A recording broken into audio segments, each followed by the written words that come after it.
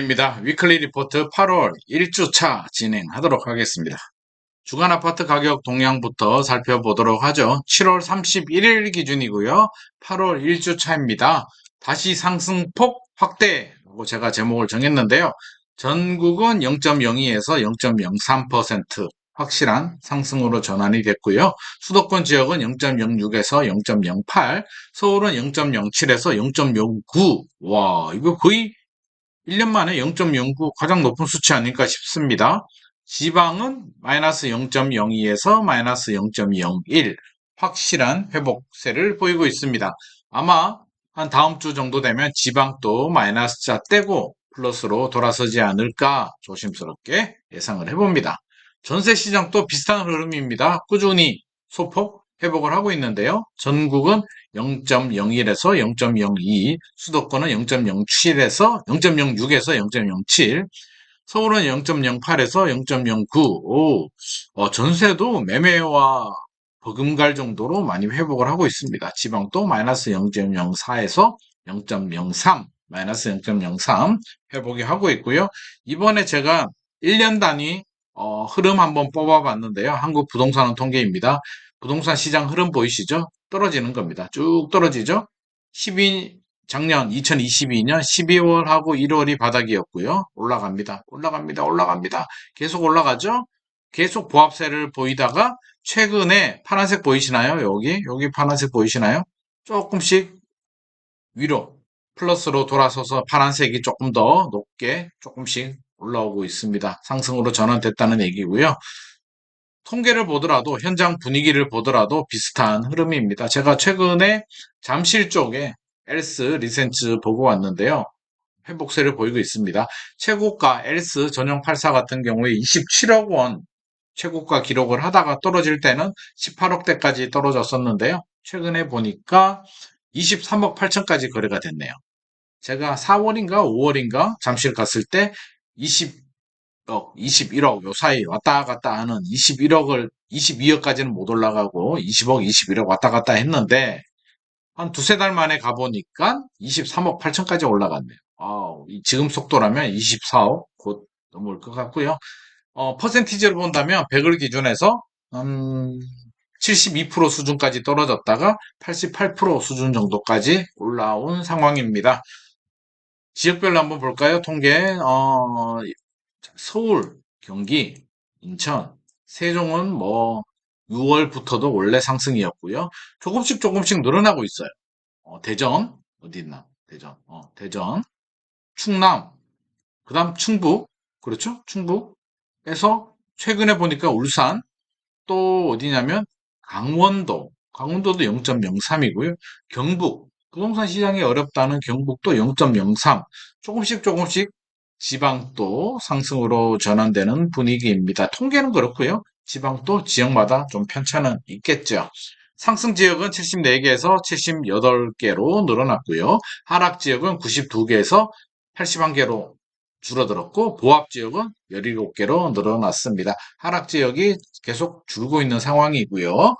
서울, 경기, 인천 조금 더 상세하게 알아보면 서울은 0.07에서 0.09로 올랐는데 급매물 소진 후 매도가 상승하는 상황이고 경기도는 0.07에서 0.06 조금 주춤하고 있는데 북부 지역은 하락이고요. 남부, 하남, 과천, 화성시 이런 남부권들은 광명시 이런 곳들은 강세를 보이고 있습니다.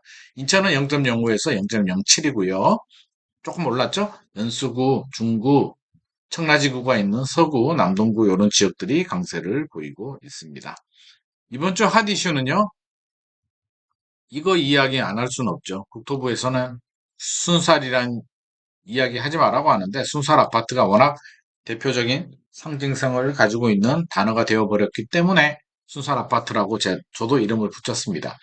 무량판 구조 시공한 4월이었나요? 인천 금단의 아파트가 무너졌죠. 주차장이 무너져서 이제 난리가 나서 조사하니까 철근이 빠졌다라고 해서 이제 난리가 났는데 무량판 구조는 뒤에서 좀 설명드리고 무량판 구조가 시공된 91개 단지를 조사했더만 15개 단지에서 철근이 누락됐다라고 합니다.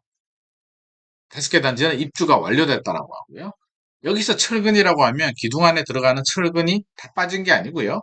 철 기둥과 이거 연결하는 그 보강 철근이 누락이 된 겁니다. 기둥 안에 철근이 누락됐다라고 생각하시면 안 되고요. 기둥과 무량판은 천장이 바로 붙는 구조거든요. 그래서 그 안전고리 작업을 해야 되는데 그게 빠졌다는 얘기입니다. 음성은 123개에서 101개가 설계 단계에서 누락이 됐고요. 깜양조는 302개에서 126개 신나게 누락을 합니다. 심지어는 설계 도면을 다른 층 설계 도면을 사용한 곳도 있다고 합니다. 이건 뭐 어떻게 된 거야? 진짜 이해가 안 됩니다. 도대체 날씨가 더워서 정신이 어디 가버렸나? 이건 몇 년 전 얘기거든요. 몇 년 전부터 왜 이랬는지. 양주 회차는요, 154개에서 154개, 100% 누락입니다. 이야, 대단하다. 자, 이건 완전히 그냥 빼먹어버린 거죠. 시원하게 빼먹어버렸습니다. 무량판 구조에 대해서 제가 한번 설명을 드리면요. 뉴스 많이 보시면 나오지만, 아파트는 세 가지 구조가 있습니다. 벽식 구조. 벽이 기둥 역할을 하는 겁니다. 이 지지를 하는 거죠. 벽을 기둥 없이 벽으로 천장을 받치는 거죠. 여기 위에 천장이 이렇게 떡 올라오는 구조고요. 왜냐하면 이 단점은요. 층간 소음, 위에 층의 소음이 벽을 타고 내려옵니다. 그래서 요즘은 선호하지 않고요. 기둥식 구조, 라멘 구조라고도 하는데 기둥이 있죠? 기둥이 있고 천장이 있으면 그 사이에 보호란 걸 넣습니다. 이거 보이시나요? 이런 게 보입니다. 여기 안전하죠. 천장에 그냥 기둥이 있으면 천장에 떡 붙이는 것보다 요 사이에 보호를 이렇게 집어넣어서 지지를 해주는 튼튼한 구조인데 가격이 비싸겠죠. 그리고 천장에 보호가 이렇게 들어가니까 구조가 천장 높이를 올리는데도 제한이 있고 구조를 만드는데도 제한이 있습니다. 그래서 무랑판 구조가 등장하는데요. 기둥이 있고 천장을 바로 올리는 구조입니다. 그냥 올리면 어떻게 돼요? 이게 보가 없으니까 그냥 이렇게 보가 있다가 없게 딱 붙여버리면 나중에 위에 하중이 높아지면 올라가는 펀칭 현상이 뚫어버린다는 거죠. 펀칭 현상이 생겨버립니다. 그래서 이거는 반드시 보강 철근을 이렇게 기둥이 있으면 철근을 이렇게 공사를 해줘야 되는데 그 보강 철근이 누락이 됐다는 겁니다. 있을 수 없는 얘기죠. 무량판 구조가 문제가 아니고요. 무량판 구조를 설계하고 시공하는 사람의 문제입니다. 죄 없는 무량판 구조를 뭐라고 하면 안 됩니다. 사람이 문제죠. 그러니까 원인이 뭘까 생각해 보면 여러 가지가 있습니다. 건설사 원가 절감을 해야 되겠죠. 분양가 상한제로 분양가 눌러버리고요. 뭐 인건비, 건축비가 올라가니까 건설회사 입장에서는 뭔가 원가 절감을 하긴 해야 되고 그러다 보니까 뭐 기둥에 있는 철근은 몽땅 뺄 수는 없고 그렇죠? 하층에 재하청을 주고 공기 단축을 하고 하청 업체한테도 단가 후려치고 하다 보니까 빨리빨리 만들어야 되다 보니까 관리 감독이 소홀해지고 요즘 외국인 노동자들이 80% 이상이 되거든요. 그러면 더욱더 관리 감독을 치밀하게 해야 되는데 2017년 이전까지는 기둥식을 많이 사용했고요.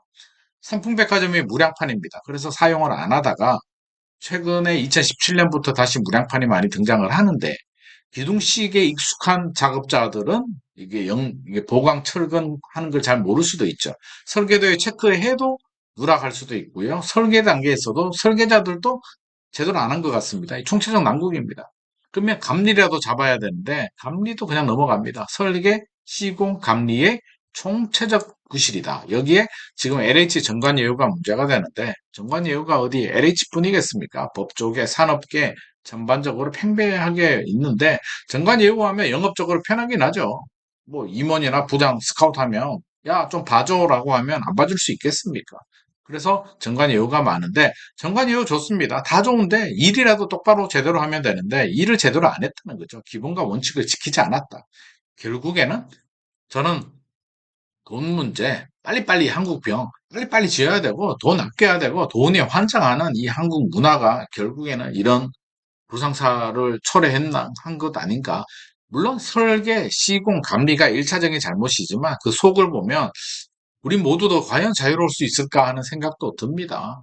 왜 돈 저렴하게 해줘, 빨리빨리 해줘라고 하니까 이게 너무 팽배한 거 아닐까.